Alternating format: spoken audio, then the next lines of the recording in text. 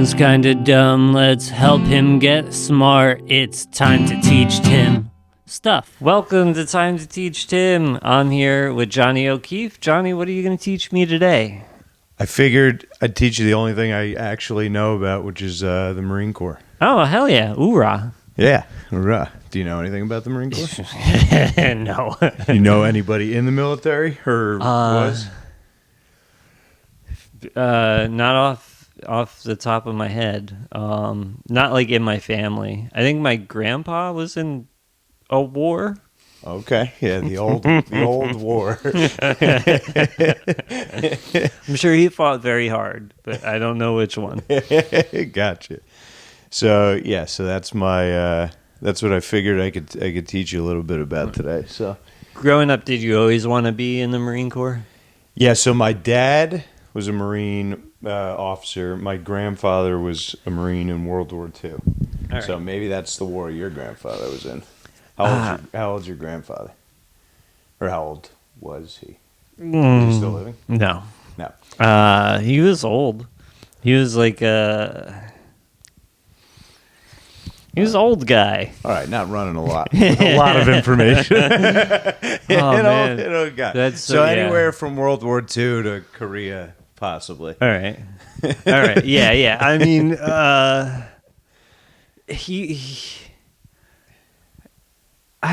really don't know. He could have been in World War II, but I don't think he was that old. Okay. My grandma died about. Man, what is time? Yeah. What's your frame of reference? And that's been a good 45 minutes. I have no indication about who is dead or living in your life. You could be from the 70s for all I know. So okay, got it. Yeah, I for some reason, the only reason I say it is because I remember there being like medals when he died, Okay. and I may or may not have them. Okay, gotcha. Did they do like a flag ceremony? Like somebody fold up a flag and give it to your grandmother, or your family, present it? I feel like there was a flag. Okay. But yeah, this is all That's all right. such a blur. That's all right. No big deal. Wow, I'm gonna call my mom after this. Sorry, my mom's also like the only one who watches the podcast. I'm so sorry. Well, that's oh yeah. Yeah, well, you could just cut it out and to like do a voiceover review saying Just like a super patriotic apology to my mom. Yeah, so I did grow up wanting to join the Yeah. military. My dad had his swords. I don't know if you saw in my house. I have my swords up from when I was an officer. So I was an infantry officer. I did that after college. All right. How old are you? 35. All right. How about you? 38. Okay, so Yeah. we're right. Yeah, so I graduated high school in 06. You graduated in 04. 04. Yeah. Gotcha. Yeah, so I went to Penn State, and then I did the whole officer route. I was going to enlist in the Marine Corps. Are you familiar with the distinction between enlisted and officers So in the military? I know if you go to school for like college first, you then become an officer, or Well, yeah, you still have to go through the officer training pipeline. Yeah. But yes, that is like all right. I guess the bachelor's degree is like the main factor, but it's a little bit more of a competitive process to become an officer. All right. And then there's also just more training that's Yeah. involved in it. So, yeah, so the one that most people are familiar with is ROTC, like Reserve Officer Training Corps. Yeah. And that's the program they do in most colleges. I did something called Platoon Leaders Course, which is like the Marine Corps version of that. All right. Yeah. I always thought ROTC. Is there like a high school version of that also? There is, yeah, Okay. junior ROTC, yeah, and those, yeah, but those guys get more made fun of, I think. Oh yeah. It's Yeah. less, for some reason it's less cool in high school. That's like joining the band. Yeah. My high school, my graduating class was 90 kids. So like if you go like percentages, we didn't have an ROTC, but there would have just been like one kid out there with holding like all three flags. Holding and a rubber rifle, and he's like running around with his uniform all the time. Yeah, That would have been fun. yeah. But yeah. So yeah, there's junior ROTC, and then there's ROTC, and college. I didn't do ROTC. ROTC, like in college, like you do stuff all week. Yeah. You have to go to PT a few times a week, like physical training. You have to do all their like programs and all that stuff. Yeah. The platoon leaders course for the Marine Corps, you only go in the summers. That's it. You don't have to do anything during the year. So I went in summer 2007, summer 2008, and then I commissioned when I graduated 2010, and then became a Marine. So I figured I could teach you a little bit about. Well, so first of all, the general overview is probably just good. It's not that useful, but there's 6 branches of the U.S. military. That's because we've added Space. the Space Hell Force, yeah. which is fucking wild if you think about it. But That's like a big umbrella of the things it covers, though, right? Like, doesn't that include like digital warfare also? right, like something cyber or something but it's still fucking cool. And like from my buddies who are still in, a lot of them are like, I want to submit a Space Force package because I mean, who knows what that's going to look like, and like if there's going to be like real Star Troopers or something, or like Tommy Lee and Tommy Lee Jones from Men in Black. So yeah, I thought that's cool. But so it's Space Force, Coast Guard, Navy, Army, Air Force, and Marine Corps. All right. So Marine Corps is totally separate from Army and Navy, because I know there's like Navy SEALs. I always thought Marines were the special forces of Air Force or Army or. Okay, so yeah, the Air Force and the Army are completely their own thing. So the Air Force is over here, the Army's their own thing.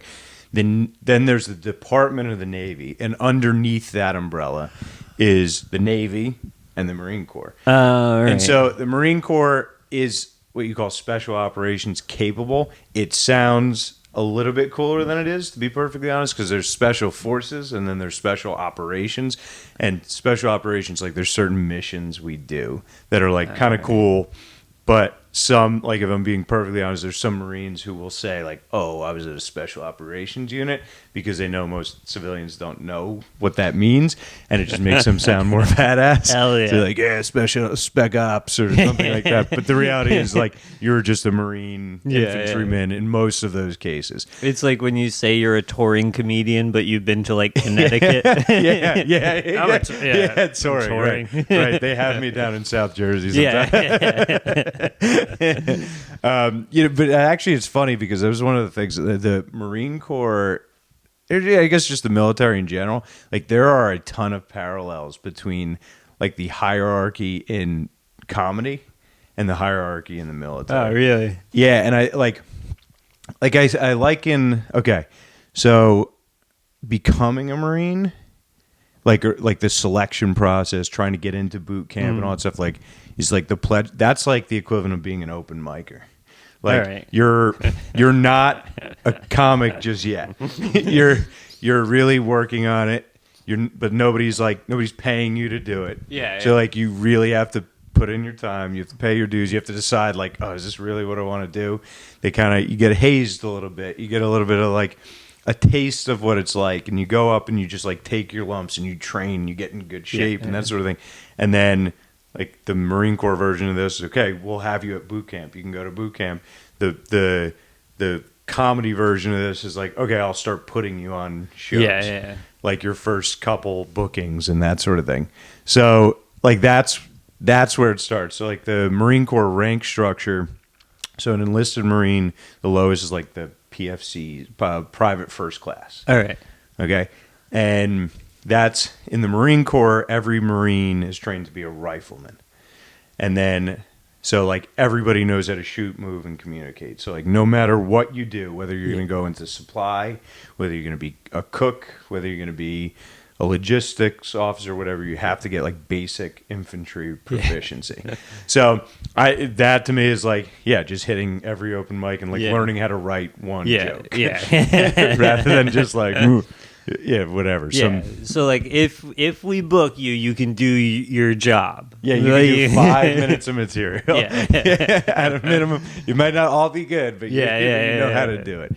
And then then there's let me get into the thing I'm actually going to teach you. So the Marine Corps rifle platoon is like the basic thing, and I was a platoon commander. Right. And so the way that rifle platoon is structured is there's a platoon commander, one officer, and underneath him there's 3 squad leaders, and those are senior enlisted guys who've kind of been around. They're called NCOs, non-commissioned officers, Right. and they've been around the block. Most of them by that point have had a deployment or 2. They're either sergeants or corporals, which is like the 4th and 5th ranking enlisted guys. Right. And they each have a squad, and in that squad is 13 Marines underneath each of them. So 13, 13, 13, and then there's the platoon commander on top, and then there's a platoon sergeant who's like my second in command, kind of, and then there's usually a Navy corpsman who he's the medic, basically. Right. That's what the Army calls it. So, but yeah, so those squad leaders are in charge of a bunch of riflemen. Right. Did I lose you yet? Huh? Did I lose you yet? No. Okay. Just so 13 guys all reporting to one guy who's one of 3. Yep. Who then would report to where you're at. Me, yeah. Yeah. Me. So those are my 3. Everybody in the military pretty much has 3 direct reports. All right. So like the platoon commander has 3 squad leaders who report to him. And then even those squad leaders have something called fire team leaders. So there's a fire team is 4 Marines. So underneath the squad leader, there's 3 fire teams. Right. Everything in the Marine Corps is just like Neanderthal stupid. It's like 3, 3, 3. Like this is how we run. Well, so, I mean, you need it to be that so that there's no confusion. Yeah. Because I can only imagine even drilling, like pressure's up there. Yeah. You know, like so the simpler things are, the more easy it is to communicate. Yeah. And then to just know what you need to do in a situation without using your brain. Exactly. Yeah. And if you're a squad leader and you have to, so like the Marine Corps mission is locate, verbatim, locate, close with, and destroy the enemy. Hell yeah. That's literally what it is. Locate, close with, and destroy the enemy with fire and maneuver. That's such a good hardcore song. Locate, close with, destroy. Destroy. Yeah. So that's the exact verbiage that they use. And so in order to do that for a squad leader, rather than telling 13 guys individually what you do, you tell he tells each of his fire team leaders, hey, your unit's going over here, your unit's going over here, you're just doing that. And then they can lead those 4 guys like independently, or those 3, that team individually. So yeah, you're exactly right though. It's all about like command and control. Yeah, if you know what to expect, then that's like standard operating procedure, and that's how all of those terms come they from. Simplify. Like that's what I mean, there's so many jobs that I've had that you have to learn like how to delegate, but also you have to learn I'm sure then a fire leader instinctively fire team leader would instinctively know what he would be delegated. Yeah. So like even stuff like that, it's just. Even in retail, you have your little team, and I would go in and I worked at Victoria's Secret, and I had a group of 8 guys, and they all knew that Victoria's Secret, that's good. Yeah, I'm huge in women's underwear. I get. But I had a guy who knew he was on panties. I had a guy who knew. Is it all guys? He's on panties. He's on. He's on perfume. I worked overnight, so it was all guys. It was in Elizabeth. It was me and a whole bunch of black guys. And when you're in charge of nine black guys, you have to learn how to let a couple things slip and not freak out about everything. Give me an example. When you're you're on panties, you're on perfume. That just still, I just still am stuck on that. Honestly, it was one of the best jobs I ever had. Yeah, that sounds like a good time. Yeah. So yeah, give me an example. What do you got to let So, slip? just like, guy comes in high one day, like I know we're taking. It was the easiest job in the world. You would separate panties by color. Okay. So the first 2 hours of work would just be all like blue, yellow, orange, blue. But like, I don't want you coming in high to work. Yeah, right. But I can't like freak out. So I have to be like, listen, hey man, I smell you. Yeah, right. So you have to be a lot cooler with stuff because like they'll hate you pretty quick because you're. Yeah. I mean, I'm trying how to say it without saying it. You don't want to. If you crack the whip, there is no uncracking that whip. Yeah, I got you. I know what you mean. It's probably not the best language for it. I literally couldn't think of anything better. A little on the nose there. Yeah. If you're too stern, there we go. Nailed there it. you go. No, they're like they just like I saw it like even when I was in their position. There's this guy Carlos was our team leader. He would have been our fire team leader.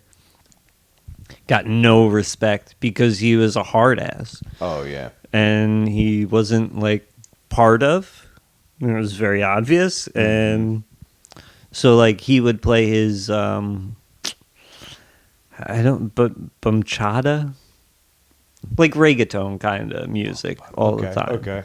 And okay. Bachata? Bachata. Yeah. Right? That's some He's music. Hispanic? Yeah. What was his name? Carlos? Carlos. Oh, yeah. Okay. Bachata. But he would play it over their rap. Oh, gosh. Yeah. So, like, there was constantly, like, this undertone of a culture war. Yeah. So when I became fire team lead, I bought headphones. Yeah. I put one headphone in, listened to my punk rock, blast it. Yeah.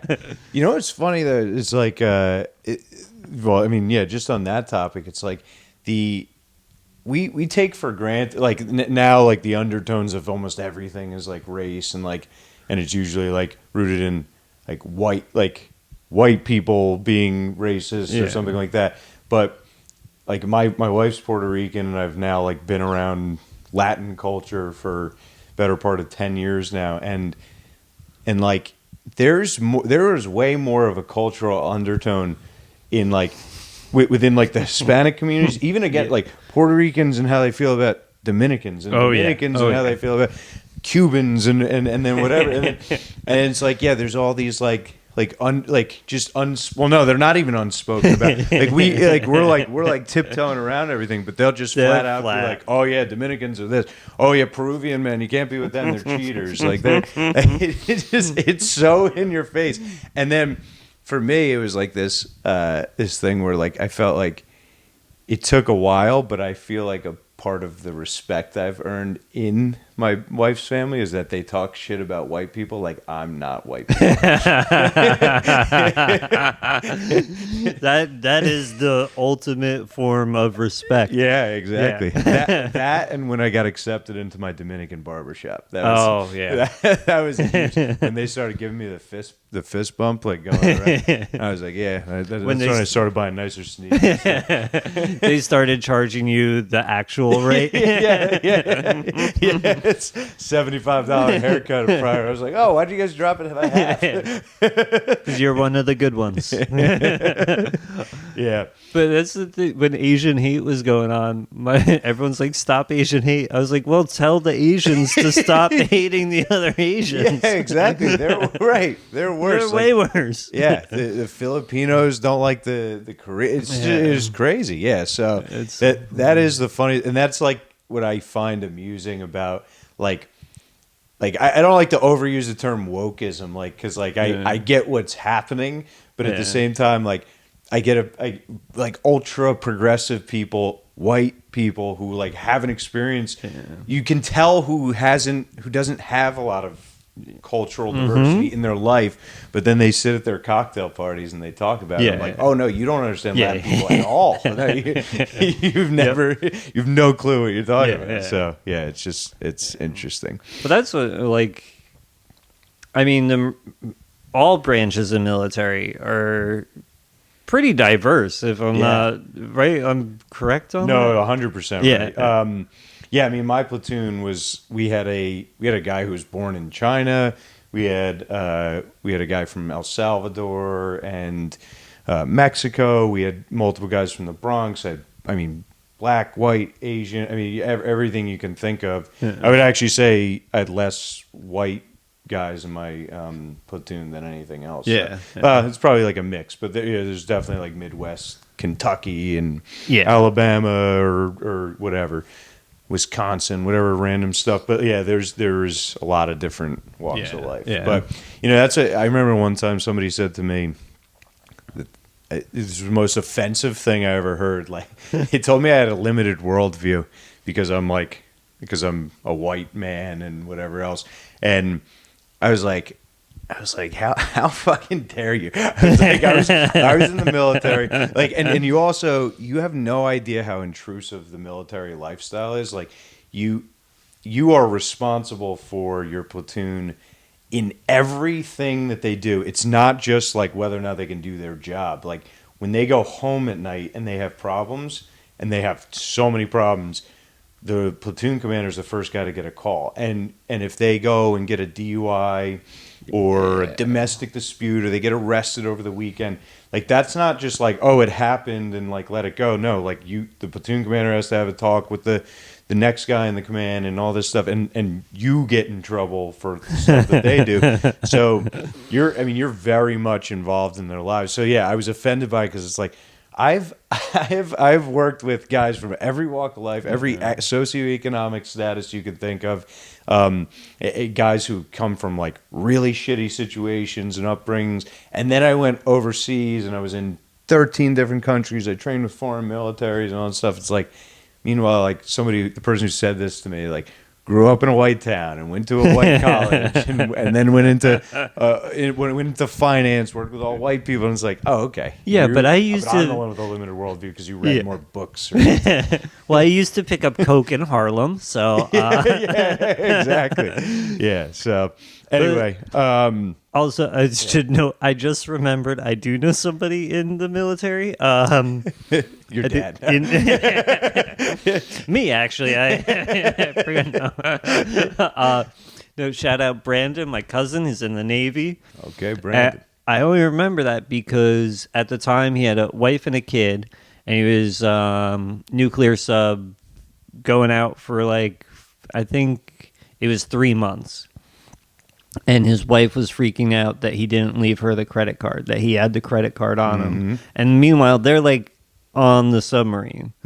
And his higher up like grabbed him by the collar, dragged him off of the submarine, made him hand the credit card to his wife. And I was like, oh yeah. It's like, it's literally every part of your life. Yeah. They're in. Yeah. And there's no other job like that that I mean, I'm sure there's some others that I'm missing, but I could think of that would be that like intrusive, like, or maybe like a firefighter, like maybe their units are somewhat like that. They're like, family, but not to that level. No. And it is crazy. Yes. And exactly, like a wife is pregnant while we're deployed and she has the baby early. Like, we all get a call about that. And you have to like report it. Somebody dies. You have to do a Red Cross message. So it's very much like, the good, the bad, and the ugly. But you were talking about like the cracking the whip, but that was one of the harder parts because there's this divide. I talked about the enlisted and officer distinction. Yeah. So like, officers go to college and they go to different training. They go to more training than the enlisted Marines. However, when you get to when the officer takes over the platoon, he's in charge of the 42 guys that are there, and they've already been serving for a number of years, and so especially the senior guys, those squad leaders, so their experience, especially if they've been to combat. In my case, when I got to the unit, they had just gotten back from Afghanistan. They had like a really rough fight. It was a tough deployment for them, and I had just checked in. I'm 23 years old, 22, 23 years old. You're in good shape. You're tactically proficient. You're technically proficient, but I hadn't been to combat. I hadn't done any of that stuff. So like that's one of the hard parts about it, because you have to walk the line. You can't let them walk all over you, because like they will if you let them, and you are ultimately in charge. But you also can't go in there and just be like, oh, I know everything. And this is how it's going to be. That's a way to like lose any respect or any hope you have at like actually leading them throughout the way. Yeah, because I can only imagine, like, you need to be sympathetic, and also you need to learn. But then there's got to be points where you're like, no, this is the way it is. This is the way I've learned it. But then also take what they have learned. I mean, it's a tiptoe act, because it's never good. It's like almost nope, I lost it. I had it. Well, you were spot on. If it comes back to you, I could take off from there. But it's and it's almost like the running joke that when platoon commanders check into a unit, they'll say stuff like, oh, in my experience, but like they don't have any experience. Our entire experience at that point is just training. So it's like, oh, back in IOC, like infantry officer course, and they're like, really? Like that's basically what you read in a book, and like you did like a practical application of something. Like when I was in Afghanistan, or when I was fighting, when I was fighting in Iraq or whatever, this is what we did. And they're like that obviously. So there's something called a Mustang, a guy who was enlisted and then goes to college and becomes an officer. All right. So those guys, when they become an officer, they have a little bit more clout, because it's like, I was going to make an analogy. I guess it's like a guy who's been doing, like a guy who's been an actor his whole life and he's famous, and then he starts a career in stand-up. Like maybe like, all right, maybe not an actor. Maybe that's not the perfect actors of fuck actors, but or maybe I don't know, something like that. I was going to say, so we don't respect them. I was like, yeah, no, it's a bad analogy. But anyway, basically, he's been around the block, and then he goes. It's almost like, so you enlisted, your intent was to serve, and then you test, and they're like, oh, we got to send you to college because you tested out. So then it's almost like they have the leg to stand on, where like, I wanted to be in the shit. Like, I didn't want to go to school. right, exactly. And a lot of them have been on multiple deployments, and then they just decide that they want to go the officer route. And because I mean, you do, as an officer, you make a little more money. I shouldn't say a little; they would be offended that you make a lot. Basically, make a lot more money. Because you start off enlisted, you're not making hardly any money. So it's like, anyway. So like, there's that. There's better benefits. There's kind of career longevity. Like at a certain point, as an enlisted guy, there's only like, you can keep going, but it only gets like incrementally better. Whereas like an officer, you can go try different response. So anyway, so that a lot of them just make that decision. And do that. I do think that analogy wasn't great for comedy, but I do think like the private first class, like the lower listed ranks are like the guys who are just like openers and that sort of thing. And then like a squad leader is like somebody who's been around, been doing it for 10, 15 years. He's a feature. He's definitely funny. He's well respected in the business. Like he's just done so much comedy that he's like, he can do it all. He knows all the tricks, but he hasn't like quite broken yet. And then there's like the next level, like the platoon commander who is now a headliner at certain places. And then there's like the road warriors, the next guys, and then there's like the kings, the generals. There's like Louis C.K. and Bill Burr and like whatever. So the slog to actually making it is very similar, because it's all about like, it's up or out. Like you have to get to each level and you have to master that level. And if you don't start progressing to the next thing, you're just going to be stuck there forever. And like, I don't know, like, don't you feel a little bit in comedy? like if you go become, well, you're an MC, like if you don't get out of that within a certain time frame. Yeah. And you're just, then there's nothing wrong with it if this is what you choose, but like, then you could be the MC at a certain club forever. Yeah. And everybody knows you and everybody loves you, but you're not going anywhere else because you're always thought of in that world. Yeah. Does that make sense? It honestly, I think it's almost like each club, it would then be like a class, because I feel like whatever the club gets you at, that's what they see you at. Yeah. Yes. Like they don't. You can't be a prophet in your own village. Yeah. Yeah. Because like they know. Yeah. They know your history. Like the club that I work the most at, like he's I know he still sees me as the material I came in with. He's been very supportive and like has me feature, but I know somewhere in his head is still like I watched that guy bomb with 8 minutes of dick jokes straight, you know, like.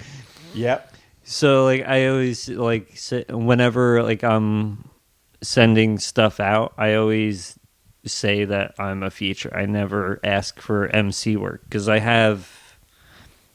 feel like I MC well. I don't feel like I need to learn any more tricks in that regard. Like, yeah. I know it. I know all that, how to teach them what a bit is, and then teach them that they're gonna be asked questions, and they have to be as quick as I am. Yeah, right. Like not mentally, but your response needs to be quick. We can't sit there and go, "What do you do for work?" Oh well, you know. Like no, fucking give it to me. Right, exactly. Yeah. I will be funny. I won't make fun of you. Yeah. We will all laugh. You'll laugh. Uh-huh. And then I always say MC's job is to make sure that the husband and the wife are sitting close. Because really what we are is we are just we are foreplay to other people fucking. Yeah, that's true. That is true. If a guy brings a lady to a comedy club and doesn't fuck her that night, that comic bombed. It could be, or he said something that divided their house. Like got them going. Which could be what the husband wanted. Yeah, that's right. But yeah, I mean, we're alcohol salesmen, and we are foreplay to other people's sex life. Yeah, that's pretty accurate. Yeah. But you were saying, so you don't want the MC. Well, I mean, I'll take it if you're gonna pay. Money's green everywhere. Yeah, you hold yourself out as a feature. Yeah. I think because like I you know, and no disrespect to certain people, but like I can think of guys right now, and I won't say their names, but like who I just think are stuck in a place that they are, and I've seen them there forever, and like so like. And then who the fuck am I to say this? But like you gotta go up, or you're just gonna stay there forever. And like there's certain guys who I think have been doing it for way too long in a certain role, and I'm like, I don't know where they're going from here because they've mastered that thing, and then they never challenge themselves to do a little bit more to step out. They've got all their bits. They've been and like. I don't know. These days, you can't like have an act that you do for 10 years straight anymore. It's not like the old when Jerry Seinfeld like didn't change his act in Atlantic City because everybody could come see him. It's like you gotta do something else. Yeah. There's this guy Ornery Adams was talking about this guy. I'm not gonna remember the actual guy's name, but he was talking about how people used to do bits for like 20 years. And granted, that's how you get the classic bits. Like Jay Larson wouldn't have the telemarketer call bit if he didn't hit the road for like 10 years working on that bit. Yeah. But there's this guy who every time I see him at a club, the staff is like practically lip syncing his bit.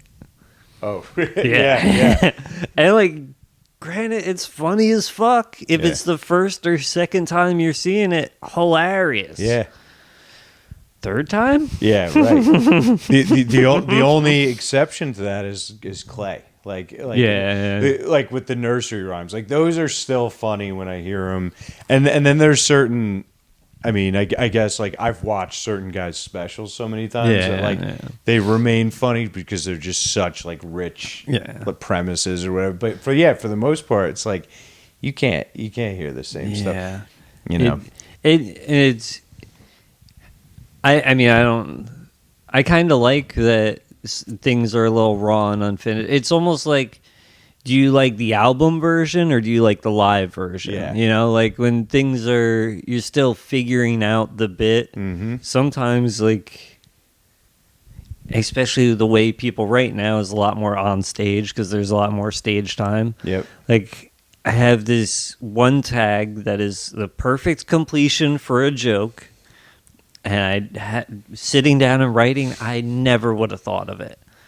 But on stage one night, it was just the right thing to say next. And in that moment, that must have been a magic moment for everyone involved. For me, for the audience, I was like, oh shit. Yeah.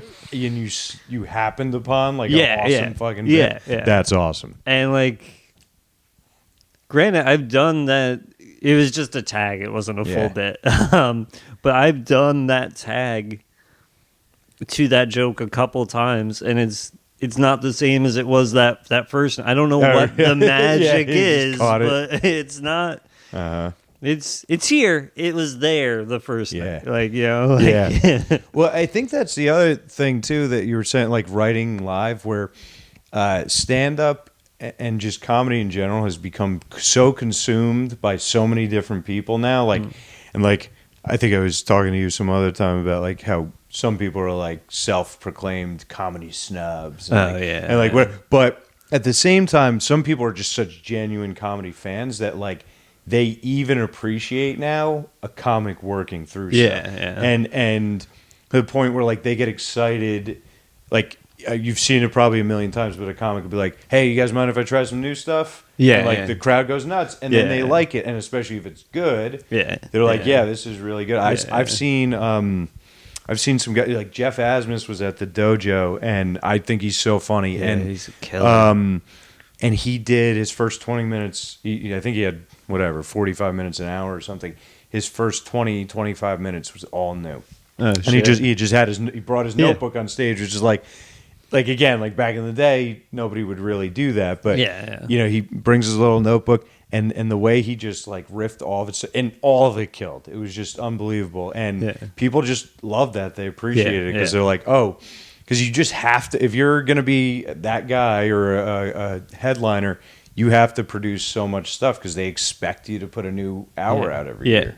And so you have to be a prolific writer and just put out so much material and then test the shit out of it. So, but that's the cool part of comedy.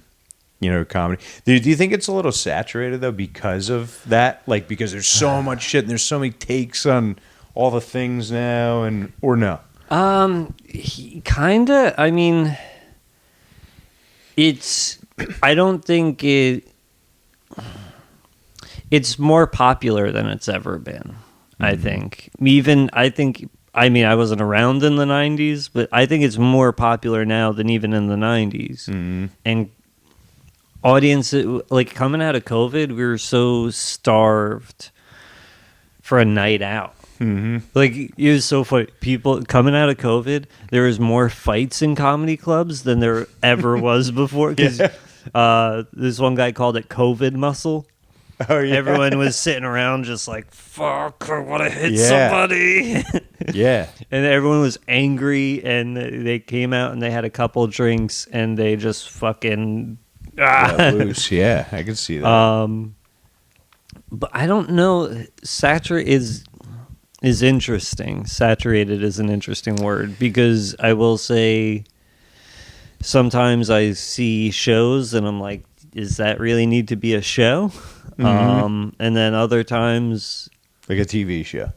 Well, or produce live like comedy yeah, show. yeah, Okay, yeah. got you. Like if you go down to the Village, seller sells out. Right. Then there's like 4 clubs that all feed off of the seller selling out, Right. and there's still good shows. Mm-hmm. So I don't know that it's oversaturated. I will say, when you're on a 6-person showcase, make sure you watch all the comics, because chances are someone's going to have a joke about dick pics. Someone's going to have a joke about travel. Someone's going to AI. There's going to be, maybe there's not enough. I don't know how to say it. Maybe there's it's not allowing comics enough time to have a truly unique take. Yeah, everybody's trying to like fuck the same pig. Is that an expression I just made up? I think so. I think so. Man, One that pig. fucking but that pig is cute. God, do you see the tail on that thing? Yeah, I'll ride with that. I guess that's the thing. But yeah, and that's why for me, I try to, if you just write about your own experience, Exactly. nobody can talk about my daughter, Yeah, or my yeah. wife, or whatever. Now, like, there should be a shared experience, and in most cases there are. Like, if you have a wife, they're all the same pieces. Yeah. If your wife's a little bit different for whatever reason, fine. But like, yeah, talking about AI, talking about Bitcoin, talking about Tinder. Yeah. Like I can't tell you, like, no offense to anybody who does this shit, but like, I'm so sick of jokes about Tinder and like bad dating profiles, and then, they didn't match the. Like, I mean, I and know what I'm also sick of. Like, I don't think a joke is bad because it's offensive, but I also don't think a joke is immediately funny because it's offensive. And then I also have gotten really sick of the premise of like. I like the only thing that's gay, like getting married to a woman, is gay. It's like, I've heard that so many times. Like, I'm just talking about hack premises, and probably all my friends are gonna get all my comedy friends are doing these. You probably have all those jokes now. Well, now I'm like editing my act. I'm like, oh, fucking Johnny hates me. Johnny said I gotta get rid of all this stuff.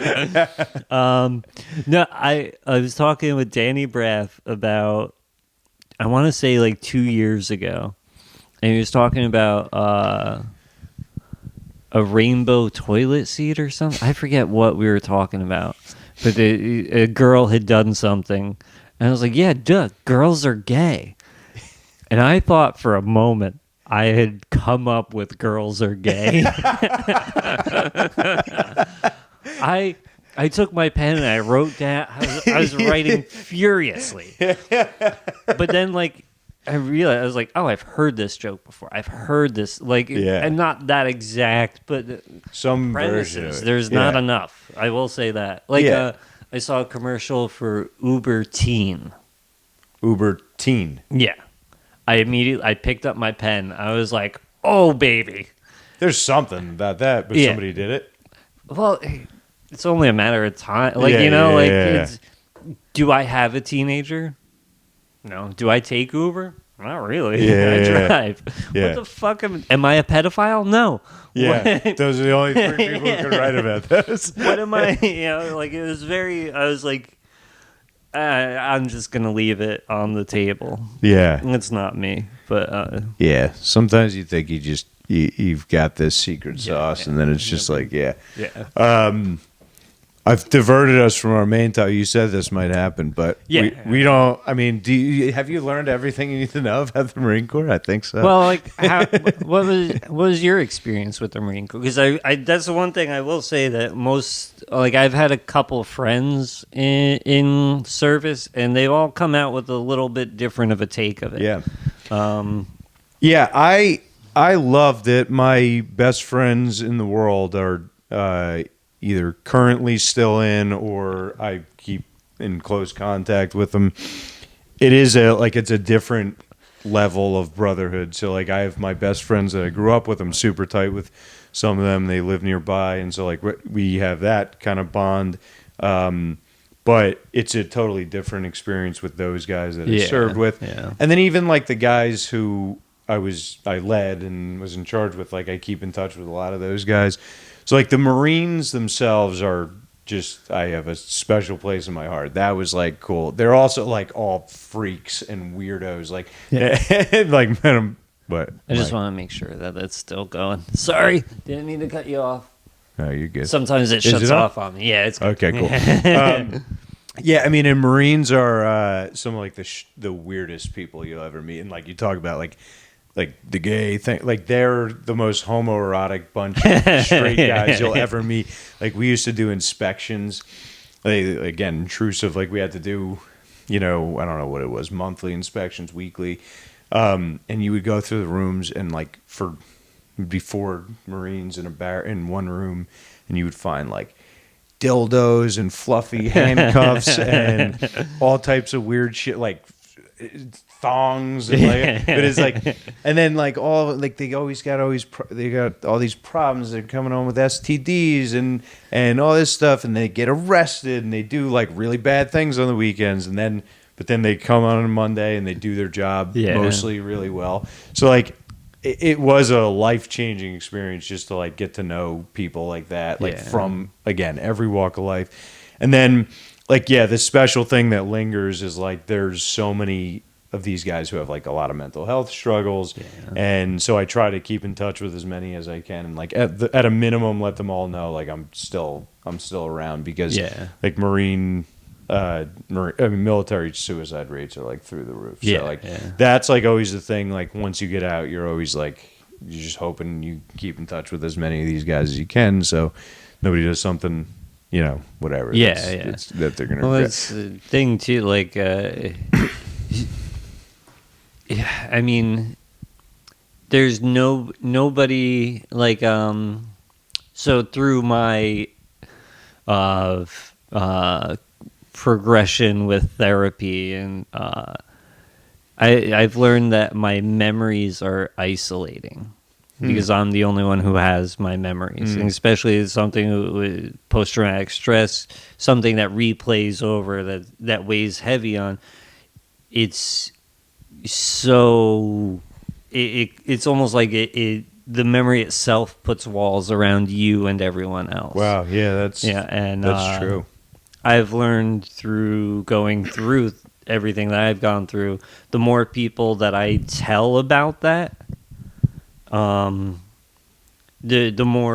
wider at least the walls get. But the military service, especially like overseas deployment and things that you see and go through, you can't talk to everybody about that. Like my experience, I could find a stranger and be like, this is what I've been through, and now they're in my walls. Right. You can't do that. So it's so important that you are reaching out and staying in contact, because those are people that you're already in the wall of. That's true.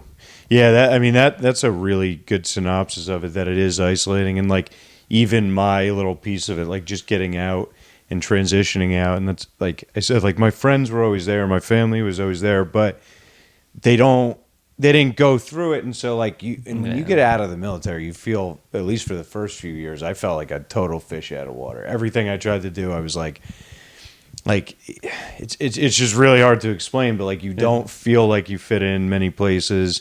Like even now I still get it a little bit, where I'm like, I don't know, like I wouldn't do something this way, or I work a job and I'm like, I don't know, like that doesn't make that much sense to me, or like how you would interact with people. So like there's all these things that like felt so abnormal, and like all I wanted to do for a while was get back in. But then, I have a 9-year-old daughter, we have a 1-year-old, and we're whatever. So like that, it's just not in the cards anymore. So you have to keep in touch with like those people, because they're the only ones who kind of get it. But even them, like they go through, there's the shit that we went through in the military, and then there's also their own families that have grown, and like everybody like me and all, like I got divorced out of the military. My best friend got divorced out of the military. and then we did lose like a few people to suicide, unfortunately, afterwards. So like you just go through all life plus like that experience, and it's like but it's a trauma bond. That's why we're me and these guys, like they're the best, but like we have the weirdest relationship. Like we're brutally mean to each other in our group chat. Like that's like how that's how we relate. It's like, oh, my dad died. You're like, pussy. So yeah, I don't know. It's well, it's a thing, like you were saying, where it's the military's intrusive. I mean, to me, it doesn't seem intrusive. It seems like there needs to be no barrier. No like separation. Yeah. Because you're not gonna, you're not like. I always say, like, if I'm honest with you, like, if I tell you the truth of everything that's going on, you might be the only person that knows that. Yeah. But like in the military, everyone knows what's going on. So like the person that I tell the truth to, I have no problem communicating with on big or small things. Yeah. When there's no barrier, you guys have no problem communicating. It's true. It's almost like a necessity. Yeah. Kind of. And I think so many, and by the way, if we're like flying on time, I don't know, when you shut this thing down. Yeah. We could wrap up. We're almost at an hour. Okay, cool. The last thing I was going to say is just like when, like most of these guys didn't come from, like they don't have big support systems. There's exceptions to that, but like if you're joining the military at a high school or like, you get your GED and you join, like in most cases, at least half the time, it's a guy who he was living on the streets. He was like headed down a bad path. He didn't have a good family or support system. And so like they need that, and they kind of seek that out in the military. And like, so in a lot of ways, all of the leadership around them is built for a purpose. Like, cause you do need to insulate them from like heading down a bad path again. And like, that's why a lot of these guys stay in for 20 years. Cause they're like, if I go back home to South Bronx where I grew up, like what's there for me? Like gangs and all that shit. So anyway, I'll let you. Just to touch on that a little bit, like my one friend, I love him to death. Is why he went in. I don't remember what branch he went in, but he went in, and like at the time, like we were all alcoholics, bad. For the first year, he tried to keep his foot in our scene. Like after, I think after boot camp, he came back and we had like a huge party, blackout drunk. Within a year, he would stop by the bar and like say hi and like have a drink and be like, I'm not. Because it was almost like I always felt like they took him. But I think really like he found them. Mm-hmm. You know what I mean? It was more like he was doing this because this is what we did in town. Yeah. He didn't want that. Yep. He wanted something more. And I'm very proud of him. Yeah, that's awesome. Yeah, and I think that's a common experience for a lot of them. So well, thanks for having me on, man. Thank you for coming and teaching me. It was a lot of fun. Yeah, I hope you learned. Well, it's always fun because I never know what I almost like don't want to know what people are going to teach me because I feel like it leads me to be more open and But this was a fun one, and it wasn't. So many people want to teach me about wrestling. I was like, oh, it's comedy like autism. Wrestling? Yeah, it's comedy autism. Yeah, right. So this is a really where can people find you? You can plug in. Oh yeah, okay. Johnny O Rules is my Instagram. JohnNYORULZ. And then follow my Instagram where me and Jameson Cox are producing shows now. And so we've got a few that we're putting. So follow Comedy WAG, Comedy WAGG. And that's our new like events page on Instagram. Yeah. And so, you should see a bunch of shows coming up in New Jersey and New York. We got one May 8th at the Grizzly Pear. Fuck yeah. So Midtown. Go. So go Midtown. That's it. All right. I should have looked. Was I supposed to break the fourth wall there? Oh no, yeah. Thanks, man. We don't do walls. So I'm just all right. Tim's kind of dumb. Let's help him get smart. It's time to teach Tim stuff.